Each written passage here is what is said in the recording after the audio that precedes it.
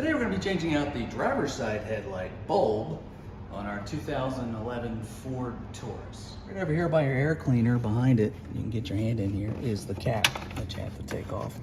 And just pry that right off like this. Okay. You can see the bulb is right here. Stick your hand in and twist it to the left counterclockwise.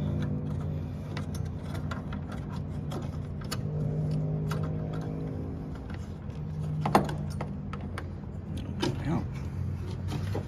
Okay. And then right here, this clip here, just get your hand in here and lift it up. Once you lift that up, you can pull it right out like that. This is our replacement bulb. It's a Sylvania 9005. I have a glove on, so if I by chance happen to touch the bulb, it won't diminish the life of the bulb. So let's get this like that and slide our bulb on. Make sure that clicks down. There you go, like that. Now we're gonna slide it back in the hole. So remember, you took it out counterclockwise, so we need to put it in like this. There we go.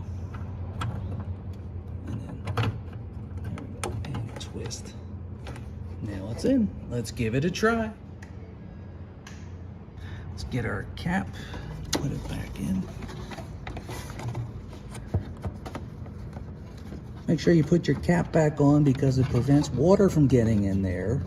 And you do not want it to get wet because it'll keep shorting out.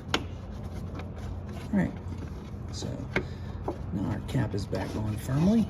And that's how you change out your driver's side headlight bulb on your 2011 Ford Taurus. If this video helped you, please click like and subscribe to our channel so we can show you how to make more fixes to your cars.